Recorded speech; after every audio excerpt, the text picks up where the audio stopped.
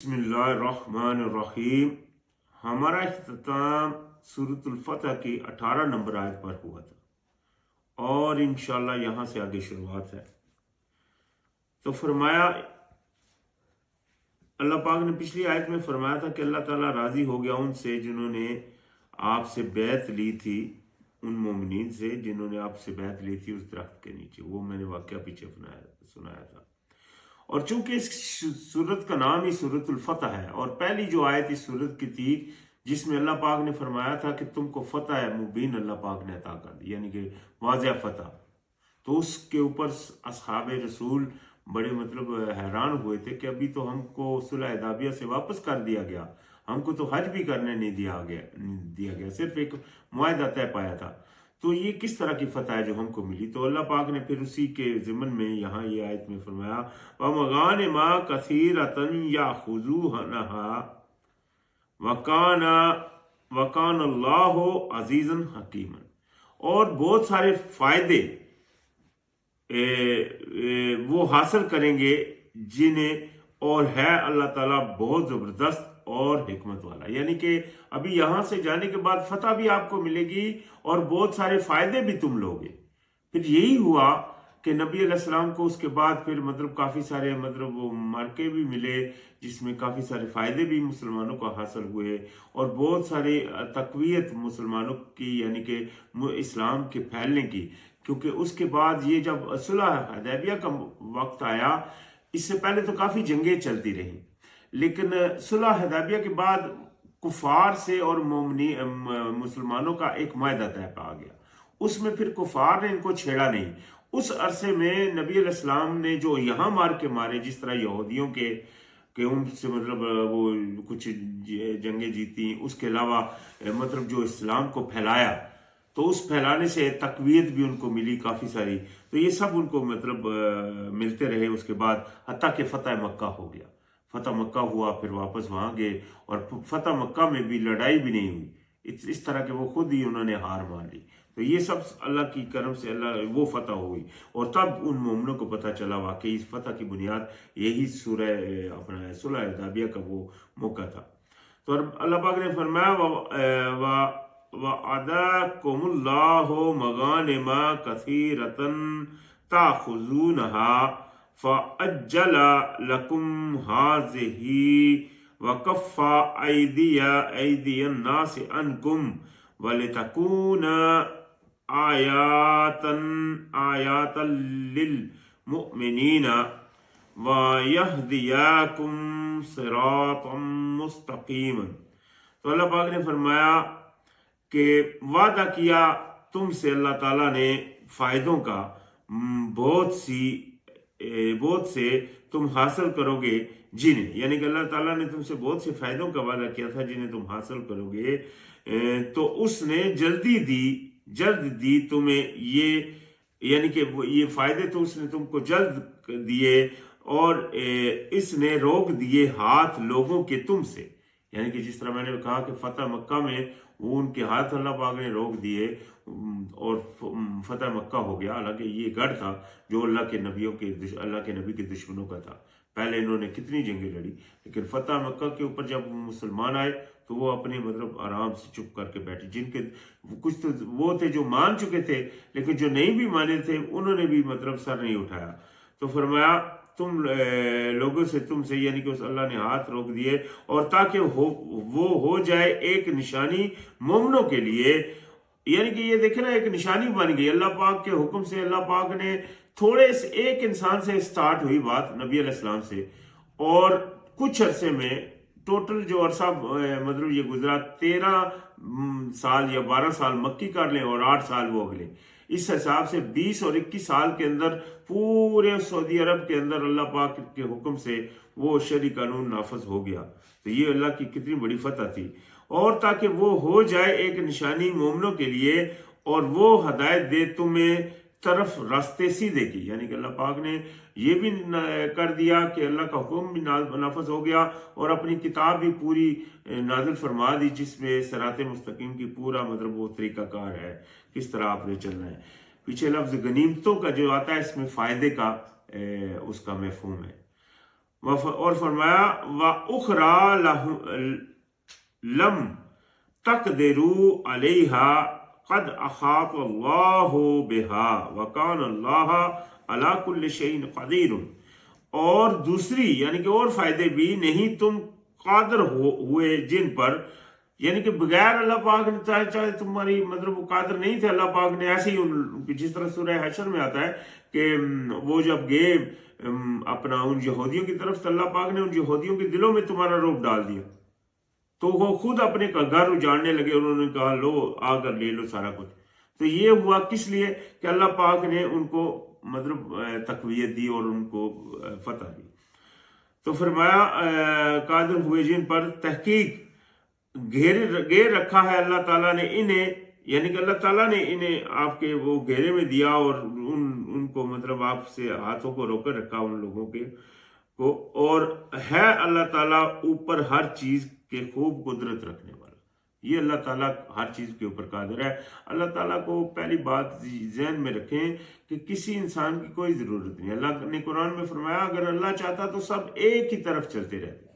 آج ہم دنیا میں دیکھتے ہیں مثال کے طور کے اوپر جو شیروں کا جھنڈ ہے وہ سب اکٹھا چل رہا ہوتا ہے، جو زیبروں کا جھنڈ ہوتا ہے وہ سب اکٹھا چل رہا ہوتا ہے، اسی طرح جو مطلب جنگلی گائیں ہیں ان کا جو جھنڈ ہوتا ہے وہ اکٹھا چل رہا ہوتا ہے، اسی طرح پرندوں کی ہم دیکھتے ہیں گروپ کے گروپ جو ایک طرح کے ہوتے ہیں وہ ایک ہی طرف چل رہے اکٹھے چل رہے ہوتے ہیں، اسی طرح مچھلیوں کے آپ سمندر میں جائیں تو وہاں بھی آپ دیکھتے ہیں کہ اسی طرح کا مطلب ماحول ہے۔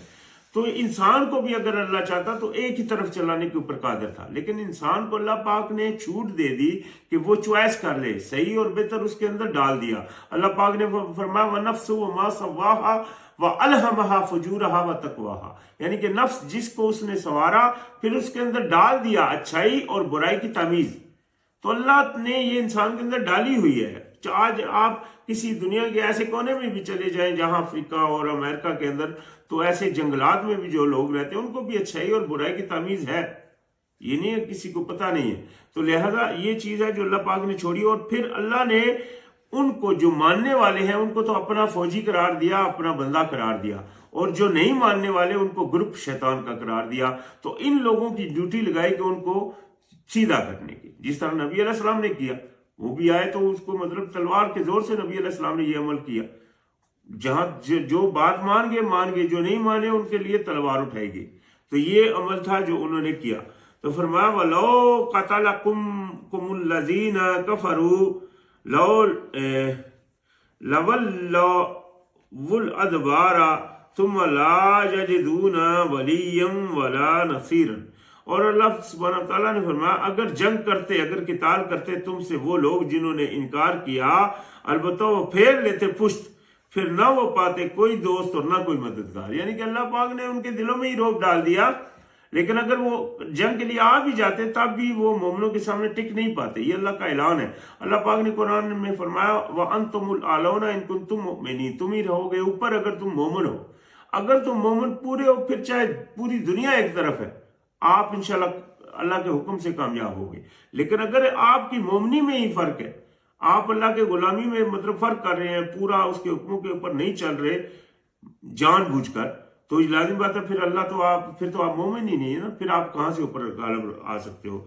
یہ کیا ہے؟ سنت اللہ التی قد خلت من قبل ولن تجد لسنت اللہ تبدیلا، یعنی کہ یہ طریقت ہے۔ سنت ہم بولتے ہیں نا، ویسے تو سنت لفظ استعمال کرتے ہیں نبی علیہ السلام کے لیے، یہاں دیکھو یہ لفظ آیا اللہ کے لیے، سنت اللہ ہے، یہ اللہ کا طریقہ ہے، اور اللہ کا طریقہ ہے وہ جو تحقیق وہ گزر چکا اس سے پہلے، یعنی کہ یہی طریقہ پہلے بھی گزر چکا ہے، یعنی کہ اللہ پاک نے مومنوں کو ہی غالبہ دیا ہے۔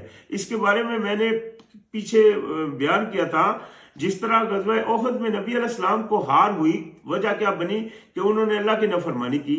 اسی طرح جب موسیٰ علیہ السلام کے دور کے بعد، موسیٰ علیہ السلام جب فوت ہو گئے تو جو ان کے مطلب بعد جو نبی ہوئے جن کا نام یوشع ابن نون تھا، ان کی قیادت میں جب جنگیں لڑی گئی، پہلی جنگ اللہ پاک نے فرمایا تھا 40 سال کے بعد تم کو وہ وطن حاصل ہوگا، اور وہ جب پہلی جنگ جریکو شہر کی انہوں نے جیتی، اس میں اللہ کی نافرمانی کی گئی، اس میں کسی بندے نے سونے کی ذرا کو چھپا لیا۔ اللہ پاک نے فرمایا تھا کہ وہاں سے جو مال غنیمت ملے گا اس میں اللہ کا جو حصہ ہے وہ اللہ کے لیے دینا ہے، لیکن وہ اللہ کے حصے میں وہ سونا آ رہا تھا، اس میں ایک بندے نے اس کو چھپا لیا، تو دوسری جنگ جب وہ لڑنے گئے تو وہ جنگ ہار گئے۔ تو تب یوشع بن نون نے اللہ کے سامنے گڑ گڑا کے فرمایا کہ یا اللہ ہم تو 40 سال وہاں بھی مطلب اس طرح رہے ہیں، ابھی ایک جنگ جیتی ابھی دوسری ہار گئے ہیں۔ تو پھر اللہ پاک نے اس بندے کی نشاندہی فرماتے ہوئے فرمایا کہ تم اس بندے کو تلاش کرو، تھوڑی سی نشاندہی فرمایا اس کو تلاش کرو اور ان سب کو، اس کے گھر والوں کو سب کو قتل کرو۔ تو وہ پھر دوبارہ اسی طرح عمل ہوا، انہوں نے پکڑا اس بندے کو جو کہ پہلے مسلمان تھا، اپنے آپ کو مسلمان کہتا تھا، پھر اس کو سب کو قتل کیا گیا، پھر دوبارہ جنگیں جیتیں گی۔ تو یہ طریقت ہے اللہ پاک کی جو پہلے سے چلی آ رہی ہے کہ تم ہی غالب رہو گے اگر تم مومن ہو۔ جب مومنی میں فرق آئے گا تو اللہ نہیں دیکھتا پھر کہ بندہ کون ہے، پھر اللہ پاک جیتی ہوئی جنگوں کو بھی ہروا دیتا ہے۔ تو لہذا پھر کامیابی کا صرف یہی ایک طریقہ ہے۔ تو فرمایا یہی جو سنت طریقت ہے گزر چکی، اور ہرگز نہ پائیں گے اللہ کے سنت میں آپ کوئی بھی بدل، یعنی کوئی طریقت کا بدلنا آپ نہیں پائیں گے، یہی طریقت ہے جو چلتی آئی ہے اور چلتی رہے گی۔ وَهُوَ الَّذِي كَفَّ أَيْدِيَهُمْ عَنْكُمْ وَأَيْدِيَكُمْ عَنْهُمْ بِبَطْنِ مَكَّةَ مِنْ بَعْدِ أَنْ أَظْفَرَكُمْ علیہم وَكَانَ اللَّهُ بِمَا تَعْمَلُونَ بَصِيرًا۔ یہ ابھی وہی واقعہ دوبارہ جو میں نے کہا کہ مکہ جب فتح ہوا، اور وہی ہے جس نے روک دیا ان کے ہاتھوں کو تم سے اور تمہارے ہاتھوں کو ان سے وادی مکہ میں، یعنی کہ مکہ میں جب آپ داخل ہوئے تو اللہ پاک نے ان کے بھی ہاتھوں سے ان کو روک دیا۔ کیوں؟ کیونکہ ان کو بھی پتہ نہیں تھا ابھی کتنے لوگ تھے وہ وہاں جو مسلمان ہو چکے تھے، ان کو نہیں پتا تھا۔ جب یہ مکہ میں داخل ہوئے نبی علیہ السلام اور باقی صاحب فتح مکہ کے لیے، تو ان کو ابھی پتا تو نہیں تھا کون کون سے لوگ مسلمان ہو چکے، تو اللہ پاک نے ان کے بھی ہاتھ ان سے روک دیے۔ تو ان کے بھی ہاتھ ان سے روک دیے، ان کو بھی مطلب ان میں بھی جو کافر تھے ان کو بھی دل میں ڈروپ ڈال دیا، اور وہ رکے رہے اور فتح مکہ ہو گیا، امن کی جگہ، چونکہ حرم کا مقام ہی ایسا ہے جہاں لڑائی جھگڑا نہ ہو، تو وہ اللہ پاک نے اس کی عظمت کو بھی قائم رکھا اور ان کو مطلب فتح بھی عطا فرمائی۔ اس کے بعد اس نے کامیاب کیا تمہیں ان پر، اور ہے اللہ اسے جو تم عمل کرتے ہو خوب دیکھنے والا۔ یعنی کہ ہر عمل جو آپ کرتے ہیں اللہ تعالیٰ کو خوب معلوم ہے، کوئی انسان اللہ سے نہیں چھپا۔ اللہ پاک نے قرآن میں فرمایا اَوَلَمْ يَعْلَمْ أَنَّ اللَّهَ يَرَى، کیا تم جانتے نہیں ہو کہ اللہ تمہیں دیکھتا ہے؟ تو یہ یعنی کہ بات جھوٹی ہے۔ کوئی بندہ اگر فرض کرے مطلب سوچ رہا ہے کہ وہ کوئی گناہ کر رہا ہے، کوئی کسی کو پتہ نہیں، یہ اس کی بہت بڑی غلط فہمی ہے، اللہ اس کو دیکھ رہا ہے۔ فرمایا ہم الذین کفروا وصدوکم عن المسجد الحرام والہدی معکوفا ان یبلغ محلہ ولولا رجال مؤمنون ونساء مؤمنات لم تعلموهم ان تطعوهم فتصيبكم منهم معرة بغير علم ليدخل الله في رحمته من يشاء لو تزيلوا لعذبنا الذين كفروا منهم عذابا أليما۔ تو یہ ابھی اللہ پاک نے فرمایا وہی ہیں جنہوں نے انکاری کیا اور انہوں نے روکا،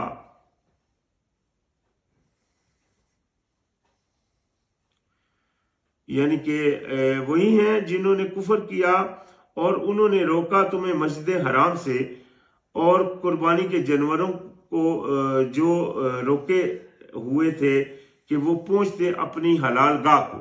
یہاں بھی دیکھیں کہ یعنی کہ اللہ پاک نے آپ کو ان کے اوپر فتح دی، یہ فتح مکہ والے تھے، اور یعنی کہ تاکہ آپ وہاں پہنچے، اور جنہوں نے پہلے آپ کو روکے رکھا تھا اور قربانی کے جانوروں کو بھی روکے رکھا تھا کہ اپنی جگہ کو پہنچے۔ یہاں دیکھیں قربانی کے جانوروں کی ایک جگہ ہے جہاں تک ان کو پہنچنا ہے، یہ نہیں ہے آپ جہاں بھی قربانی کر دیں، اس کی ایک جگہ ہے، وہ جگہ میں نے پیچھے بھی بیان کیا، وہاں تک قربانی کو پہنچانا مقصد ہے۔ وہ جگہ کون سی ہے؟ جو مکہ کے ارد گرد، جو خانہ کعبہ کے ساتھ کی دیوار ہے اس کے اوپر ہے، وہاں پہنچانا اور ذبح، اس کو مذہب بولتے ہیں، لیکن آج دنیا نے اس کو چھوڑا ہوا ہے۔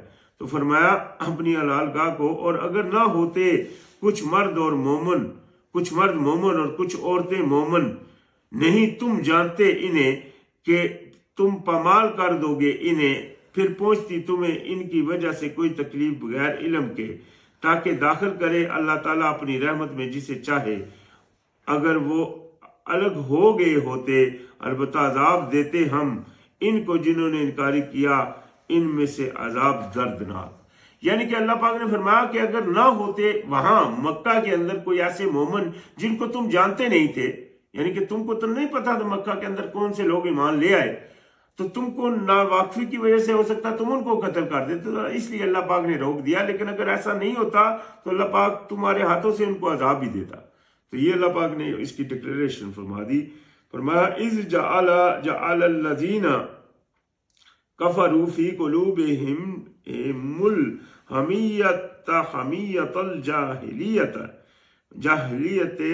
فانزل اللہ سکینتہ علی رسولہ وعلی المؤمنین وألزمہم کلمۃ التقوی وکانوا احق بہا واہلہا وکان اللہ بکل شیء علیم۔ تو اللہ پاک نے فرمایا اور جب رکھ لیا ان لوگوں نے جنہوں نے انکاری کیا تھا اپنے دلوں میں ضد کو، اور جیسے جہلیت کی ضد، تو نازل کی اللہ تعالیٰ نے سکینت اپنے رسول پر اور مومنوں پر۔ یعنی کہ یہ وہ واقعہ جو حدیبیہ کا تھا، جب انہوں نے جاہلیت کی ضد کی تھی کہ نہیں تم کو اس سال حج نہیں کرنے دیں گے، یہاں سے چلے جاؤ، تو وہ اللہ پاک نے اس کے باوجود بھی مومنوں کو ایک تقوی کی بات کے اوپر رکھا۔ یہی اس کا ذکر اللہ پاک نے فرمایا کہ ان کے دلوں میں سکونت ڈال دی اور مومنوں پر، اور اس نے لازم کر دیا ان پر بات تقوی کی، یعنی کہ ان کو اوپر تقوی کی بات کے اوپر، پرہیزگاری کی بات کے اوپر قائم رکھا۔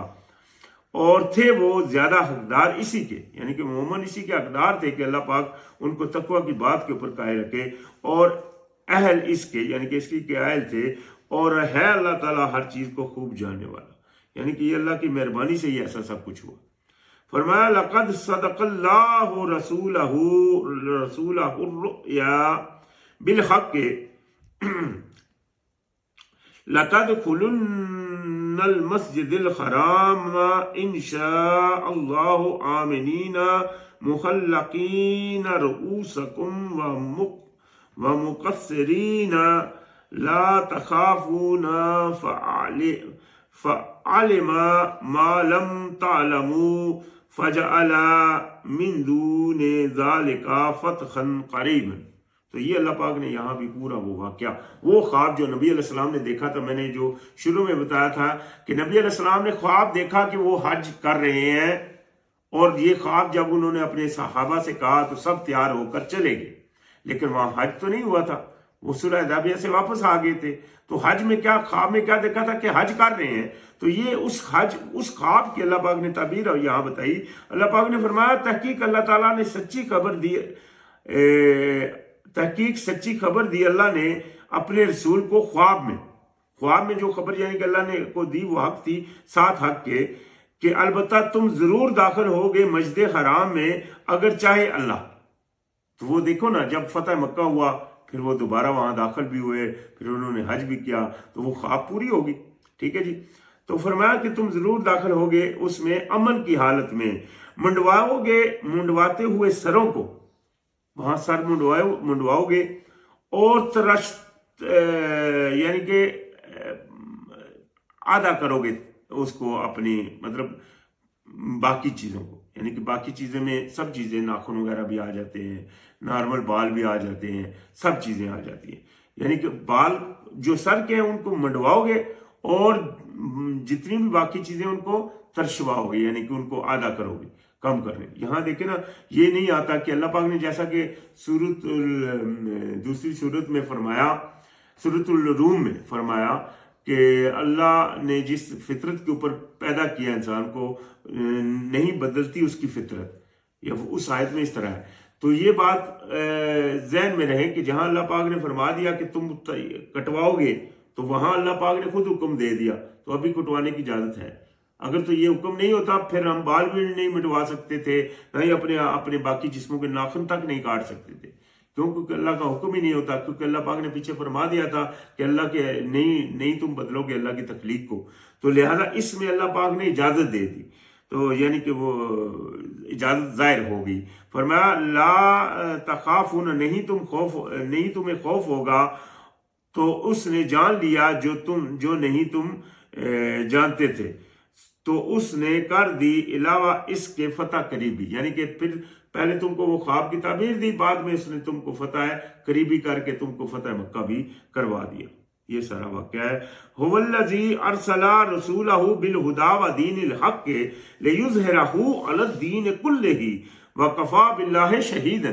یہ دیکھیں یہ وہی میسج ہے جو قرآن میں ہم نے پیچھے 2 دفعہ پڑھا ہے.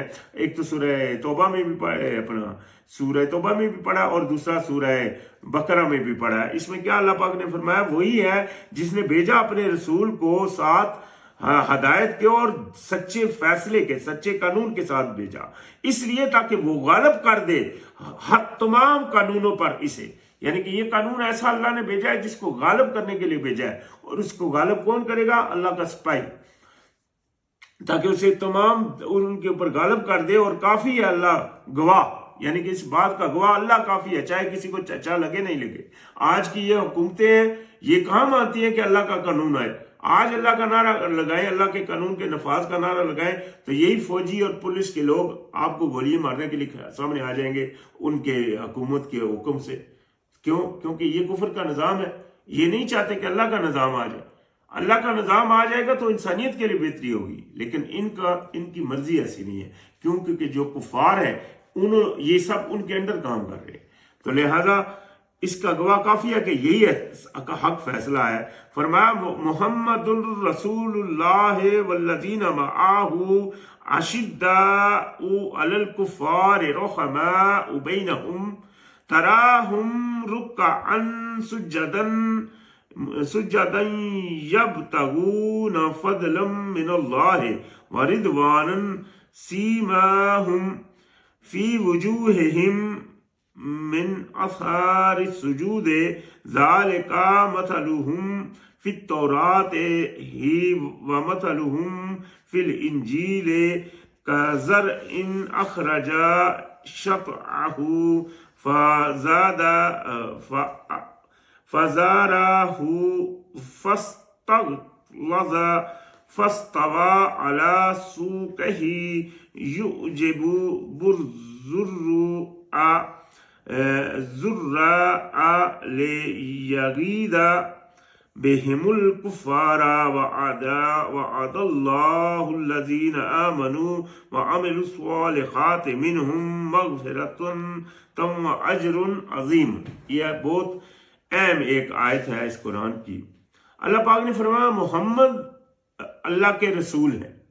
اس آیت میں محمد رسول اللہ کا بھی یہ پورا کلمہ جس طرح ہم پڑھتے ہیں لا الہ الا اللہ محمد رسول اللہ، تو محمد رسول اللہ یہ اس آیت سے لیتے ہیں کہ محمد اللہ کے رسول ہیں، اور جو ان کے ساتھ ہیں، ساتھ والے ہیں. ساتھ والے ان کے کون ہیں؟ ابھی یہ اس وقت کے بھی ساتھ والے اور آج کے دور میں بھی جو ان کے ساتھ والے ہیں، یہ سب جو نبی کے ساتھ والے ہیں ان کی یہاں تھوڑی سی نشاندہی کرائی گئی ہے کہ محمد علیہ السلام کے ساتھی کون ہیں. محمد علیہ السلام کے ساتھ ہیں ان کے جو کون ہیں، وہ جو سخت ہیں کافروں پر اور مہربان ہیں آپس میں. ان کی نشانی کیا ہے؟ اشداء علی الکفار رحماء بینہم، یعنی کہ کافروں کے اوپر سخت ہیں اور آپس میں رحم دل ہیں. یہ ان کی ایک نشانی ہے. پس سخت ہے کافروں پر، مہربان ہے آپس میں. آپ دیکھیں گے انہیں رکوع کرتے ہوئے، سجدے کرتے ہوئے، وہ تلاش کرتے ہیں فضل اللہ تعالی کی طرف سے اور رضامندی. علامت ان کے چہروں پر سجدوں کے اثار سے، یعنی کہ ان کے سجدوں کے اثار سے ان کے یہاں محراب جس کو ہم بولتے ہیں وہ بنے ہوتے ہیں ماتھوں کے اوپر، اور یہ مطلب رکوع اور سجدوں میں رہتے ہیں، اللہ کی یاد میں رہتے ہیں. اور ان کی سب سے پہلی نشانی جو ہم نے بیان فرمائی کہ آپس میں رحم دل ہیں اور کفار کے اوپر سخت ہیں. اور اللہ پاک نے فرمایا یہ ہے مثال ان کی تورات میں بھی اور مثال ان کی انجیل میں، یعنی کہ اسی طرح یہی مثال ان کی تورات اور انجیل میں بھی مینشن ہے، یہ نہیں کہ صرف قرآن میں، یہ پیچھے سے چلا آ رہا ہے گروپ۔ یہ محمد علیہ السلام کے جو ساتھی ہیں یہ اصل میں وہ ساتھی ہیں جو کہ شروع سے اللہ کا گروہ ہے، حزب اللہ اللہ کے سپاہیوں کا گروہ، یہ شروع سے چلا آ رہا ہے۔ ان سب کی جو مطلب ایک نظریہ ہے وہ کیا ہے؟ اللہ کا قانون خود کے اوپر لانا اور دوسروں کے اوپر لاگو کرنا، یعنی کہ منوانا۔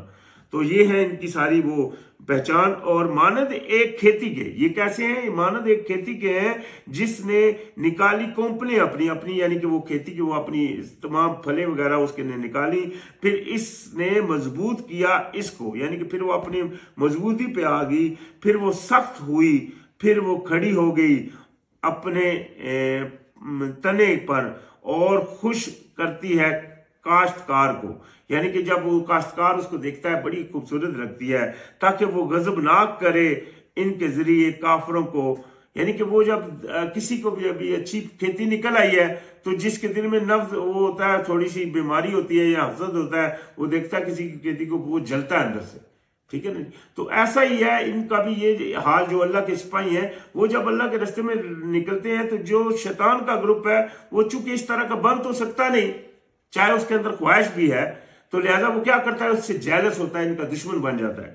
تو فرمایا ان کا یعنی کہ ان کے ذریعے کافر، یعنی کہ وہ تاکہ وہ غضبناک کرے ان کے ذریعے کافروں کو، وعدہ کیا اللہ تعالیٰ نے ان لوگوں سے جو ایمان لائے اور انہوں نے عمل کیے نیک، ان میں سے بخشش ہے، بخشش کا اور اجر بہت بڑے کا۔ یہاں یہ اس ٹاپک، یہ جو آیت آخر میں آئی ہے، اس میں بہت ایک واضح پہلو ہے سمجھنے کا۔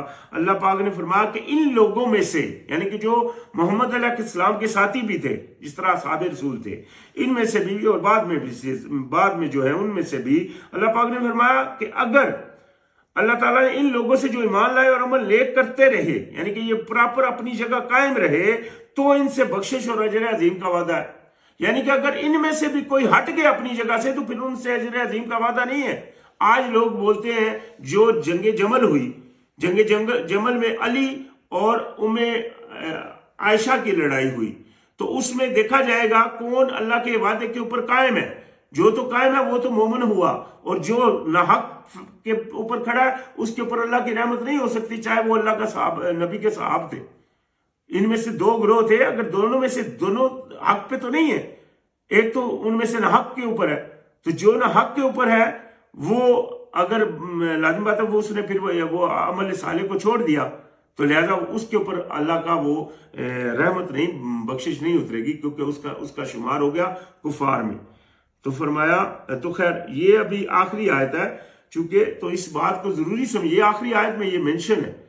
آج اس واقعے کو لے کر لوگ پھٹ گئے ہیں، کیونکہ اکثریت علی کو بولتے ہیں وہ ٹھیک ہے، جبکہ دوسری طرف ہماری عائشہ، ہماری امی عائشہ، تمام مومنوں کی ماں عائشہ سے ان کی لڑائی ہو رہی ہے، کس کی؟ علی کی۔